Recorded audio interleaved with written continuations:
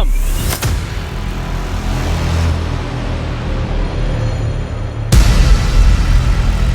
Kremlin के खिलाफ active हो गया यूरोप का न्यूक्लियर प्लान।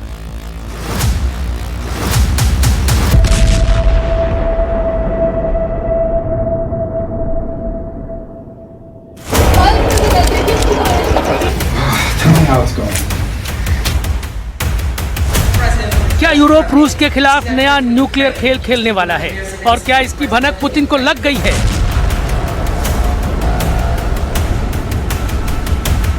पुतिन बहुत गुस्से में हैं। उन्होंने यूक्रेन के साथ ब्रिटेन और फ्रांस को अंजाम भुगतने की चेतावनी दे दी है। ब्रिटेन और फ्रांस शायद जानते हैं कि रूस पर किसी तरह का परमाणु हमला कैसे खत्म होगा।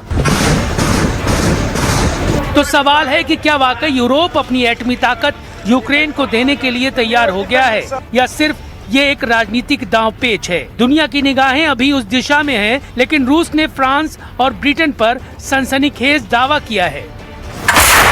रूस की खुफिया एजेंसी के मुताबिक ब्रिटिश और फ्रांस हार स्वीकार करने के लिए तैयार नहीं है। वो मानते हैं कि यूक्रेन को कोई चमत्कारी हथियार दिया जाना चाहिए। वो मानते हैं अगर कीव के पास एक परमाणु हथियार या डर्टी बम होगा तो युद्ध को खत्म करने के लिए वो अपनी शर्तें मनवा सकता है। लेकिन बर्लिन ने समझदारी दिखाते हुए इस खतरनाक ऑपरेशन में हिस्सा लेने से इनकार कर दिया है।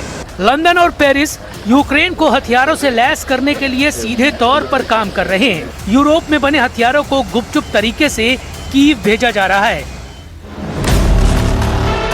और इस दावे के बाद पुतिन आग बबूला है। उन्होंने इसके गंभीर परिणाम भुगतने की चेतावनी दे दी है। हालांकि यूक्रेन ने इन दावों को बेतुका और फालतू बता दिया है।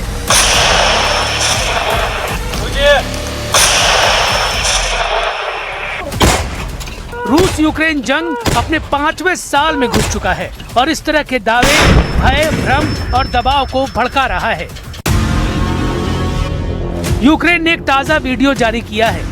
दावा है कि यूक्रेन ने रूस के तातरस्तान इलाके में एक शहर को निशाना बनाया, जिसके बाद कालेकिनो स्टेशन में आग लग गई। रूस के जिस पंपिंग स्टेशन को निशाना बनाया गया वो मॉस्को के कच्चे तेल को पूर्वी यूरोप तक पहुंचाने के लिए बना था। इस पंपिंग स्टेशन पर 1200 किलोमीटर दूर रूस यूक्रेन बोट से ड्रोन अटैक किया गया।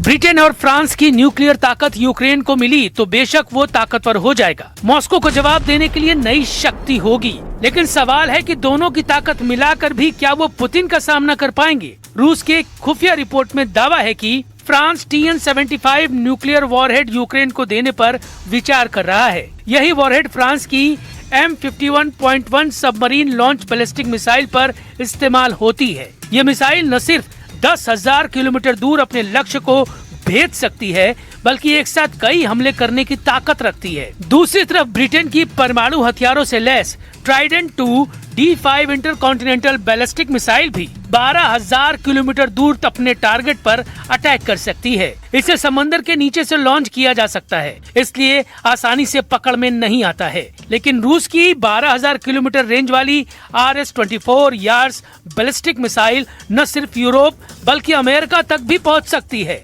18,000 किलोमीटर की रेंज वाली RS-28 सरमत मिसाइल दुनिया के किसी भी हिस्से को टारगेट करने में सक्षम है। 500 किलोमीटर वाली स्कंदर मिसाइल की ताकत तो रूस पहले से ही कीव को दिखा चुका है।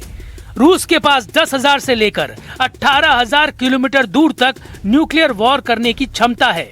स्कंदर जैसे टैक्टिकल सिस्टम बैटल ग्राउंड में तुरंत इस्तेमाल करने के लिए तैयार हैं। ब्रिटेन और फ्रांस के पास न्यूक्लियर ताकत जरूर है, लेकिन संख्या और रेंज के हिसाब से रूस का पलड़ा भारी है। लेकिन इतिहास गवाह है, जीतता कोई नहीं है, सिर्फ विनाश होता है। इसलिए यूक्रेन एक मोर्चे पर जंग लड़ रहा है तो दूसरे मोर्चे पर शांति और मदद मांग रहा है।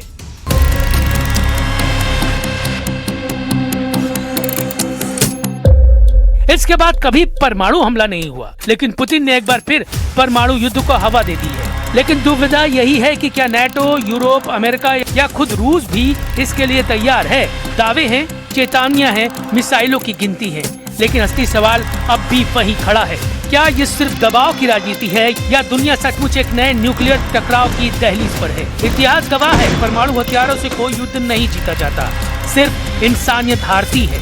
रूस, यूरोप, नेटो या अमेरिका, किसी के पास भी जीत का फार्मूला नहीं, सिर्फ विनाश की क्षमता है।